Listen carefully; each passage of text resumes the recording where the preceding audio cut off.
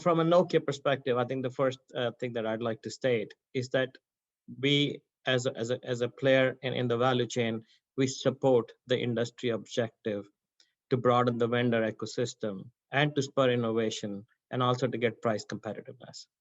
However, at the same time, we also believe, very similar to as said earlier, that the important task at hand is to build great networks in 5G and also towards release 18 5G Advanced and towards 6G.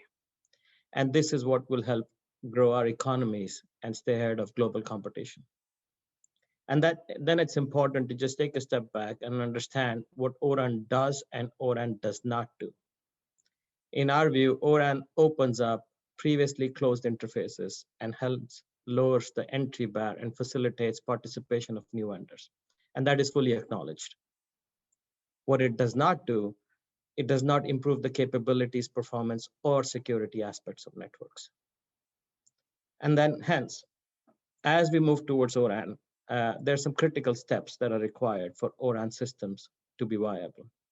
There needs to be one and only one global set of specifications. And today, those are the ones that are being developed by O-RAN Alliance. And very good progress has been made, but more is needed to get this to a comprehensive suite of specifications. The feature, performance, and security parity, as said earlier, cannot be sacrificed. This will move the industry backwards. O-RAN networks need to perform equal or better than today's networks. And here, of particular note, that the parity must include rural networks, or else we will increase the digital divide, and that is also not acceptable. O-RAN systems should be market-led and not mandated, because if they are mandated, then it implicitly implies that there is coercion to encourage adoption. Our view is when public funding comes to play, this should be in support of European businesses to address the baseline criteria, namely specification development, interoperability, conformance, security, and parity testing. That's where the money should go. From a strategic angle, then, one has to consider Open RAN developments today are dominated by US and Asian players, and that EU headquartered companies only account for about 5% of O-RAN Alliance members. And finally, developing telco standards such as 5G require huge investments in the underlying R&D. And here burden sharing is essential. All beneficiaries of the standard must either contribute to its development or take the required FRAND licenses covering the technology included in the standards that otherwise have been contributed to. O-RAN cannot be a free ride for new market entrants. And when done properly like this, we believe O-RAN networks bring promise to the future.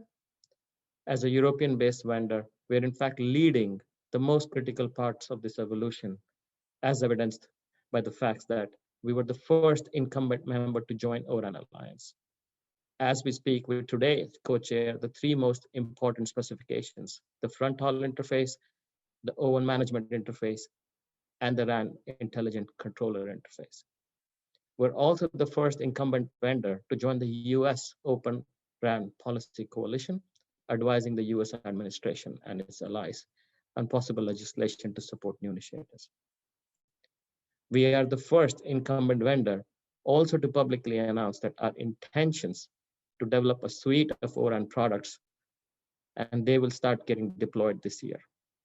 So in short, from our side, we support the O-RAN evolution. This is a normal market evolution where interfaces are going to get open and competitiveness will come in. But we firmly believe that this needs to be done right at the right time in the right way. In supporting this technology evolution, we cannot degrade the global competitiveness of our networks by going too fast or by bypassing critical baseline criteria. Thank you.